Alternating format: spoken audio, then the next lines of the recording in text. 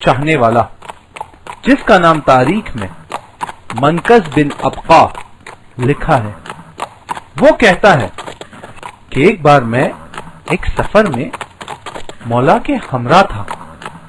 ہم ایک صحرا سے گزر رہے تھے۔ جب نماز کا وقت قریب ہونے لگا تو مولا اپنے کھچر سے اترے اور عبادت کے لیے اپنے آپ کو آمادہ کرنے لگے۔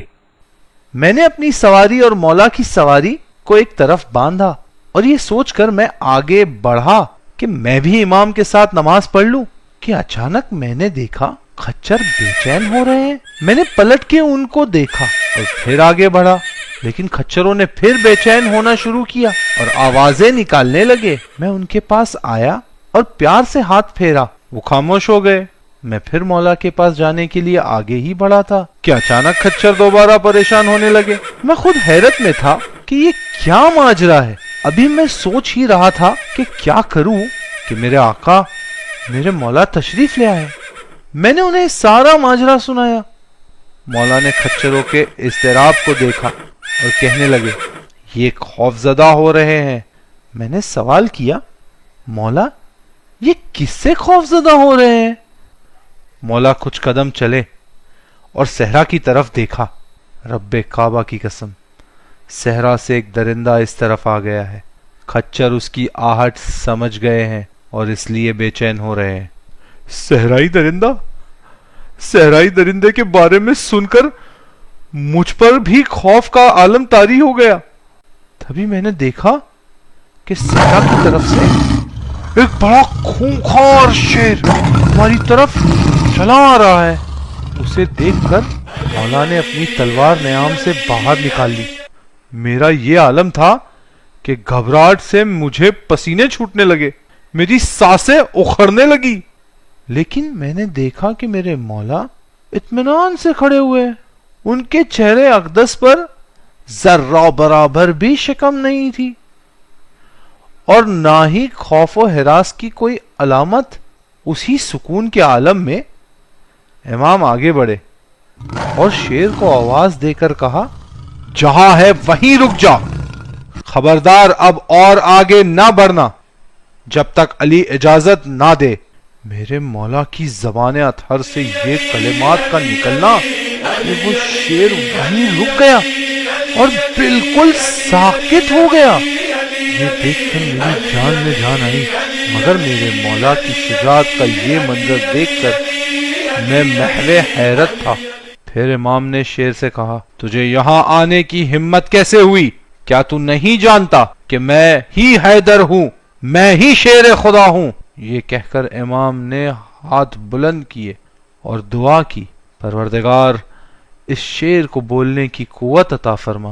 ابھی دعا کے جملے ختم ہی ہوئے تھے کہ شیر نے بولنا شروع کیا، کہنے لگا، اے امیر المومنین، خیر الوسین، علم انبیاء کے وارث، آپ پر میرا سلام۔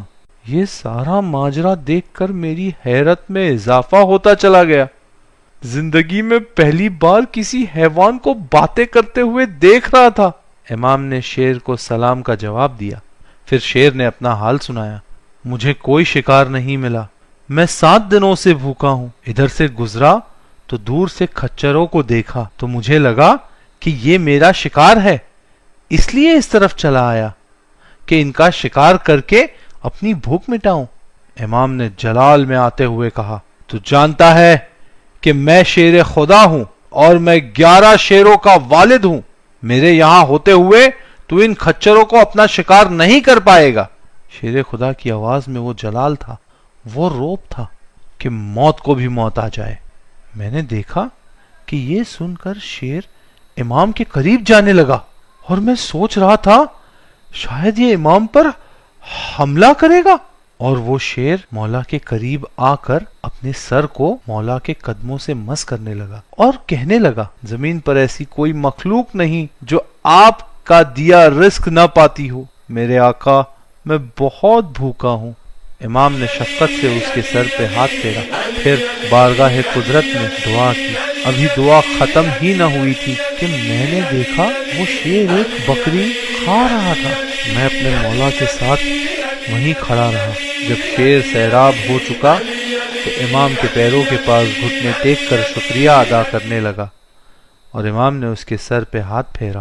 شیر نے کہا، مولا یقیناً آپ صرف انسانوں اور صرف جنوں کے امام نہیں ہیں بلکہ ہر مخلوق کے پروردگار کے امام ہیں، چاہے وہ آسمان میں اڑنے والا پرندہ ہو یا شیر یا صحرا کا جانور۔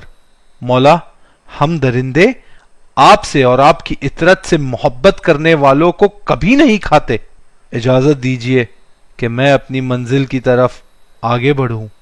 شیر کی زبان سے یہ کلمات سن کر تو میری آنکھیں کھلی کی کھلی ہی رہ گئی۔ علی مظہر العجائب ہے، اس کی تشریح میں اپنی آنکھوں کے سامنے دیکھ رہا تھا۔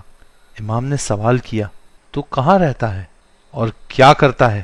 شیر نے کہا، میں دریائے نیل کے پاس رہتا ہوں اور اللہ نے مجھے آپ سے دشمنی کرنے والوں پر مسلط کیا ہے۔ میں آپ کے دشمن کو جب بھی پاتا ہوں ان کا شکار کر دیتا ہوں۔ امام نے کہا کہ اس علاقے سے کیسے گزرنا ہوا؟ اس نے کہا، میں اس راستے سے آپ کی زیارت کرنے کی نیت سے کوفہ جا رہا تھا اور اللہ نے یہ شرف مجھے اسی صحرا میں دے دیا۔ اب یہاں سے میں قادسیہ جاؤں گا۔ امام نے پوچھا، قادسیہ کیوں جائے گا؟ شیر نے کہا، اس علاقے میں ایک شخص آیا ہے جس کا نام ہے مالک ابن سنان بالوائل۔ مولا، یہ شام کا رہنے والا ہے اور آپ کا دشمن ہے۔ یہ جنگ صفین میں آپ کی تلوار سے بچ کر بھاگ گیا تھا۔ انشاءاللہ میں آج رات اس شخص کا شکار کر دوں گا۔ یہ کہہ کر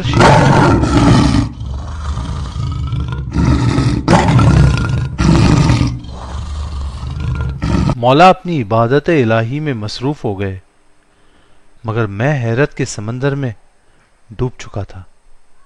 سوچنے لگا کہ دنیا میرے مولا کے کتنے فضائل چھپائے گی۔ سورج کی روشنی تو کم کر نہیں پاتے جو ایک اشارے پر پلٹ آیا تھا، اور مولا کے فضائل پر پردہ ڈالنے کی ناکام کوشش کرتے ہیں۔ واقعاً عجائب خدا کے جلوہ بردار حضرت علی علیہ السلام ہی تو ہے۔ ناد علی کے فکرے ذہن میں آنے لگے۔ پھر یہ خیال آیا کہ میں تعجب کیوں کر رہا ہوں؟ جس کے اشارے پر سورج پلٹ آیا، مردہ قبر سے برآمد ہو کر باتیں کرنے لگے، نابینا کو روشنی آ گئی۔ ان کمالات کے سامنے اس شیر کی کیا بساط ہے؟ رات بھر امام عبادت میں مشغول رہے۔ میں نے امام سے اجازت لے کر قادسیہ کے لیے روانہ ہوا کہ جا کر مالک ابن سنان کا حال دریافت کروں۔ قادسیہ کی آبادی شروع بھی نہ ہوئی تھی کہ میں نے دیکھا کہ ایک طرف کچھ لوگ ایک دائرہ بنا کر جمع ہوئے ہیں اور کچھ دیکھ رہے ہیں، اور آس پاس افراتفری کا ماحول ہے۔ میں ان کے قریب گیا اور پوچھا، بھائی کیا ہوا؟ یہاں کیا ہو رہا ہے؟ ایک شخص نے جواب دیا۔ میں نے جھک کر دیکھا تو مالک ابن سنان کے جسم پر شیر کے پنجوں کے نشان موجود تھے، اور ذہن میں اس شیر کا تصور آ گیا جو دریائے نیل سے خاص طور پر دشمن علی علیہ السلام کے خاتمے کے لیے آیا تھا، اور میرے مولا کی حسین تصویر ذہن میں رونما ہو گئی، اور پھر بارگاہ خداوند متعال میں سجدہ شکر کرنے کو دل کرنے لگا کہ پروردگار تیرا شکر کہ تو نے ہم کو علی علیہ السلام کی ولایت کا اقرار کرنے والوں میں چنا۔ اللہم صلی علی محمد وآل محمد وعجل فرجہم۔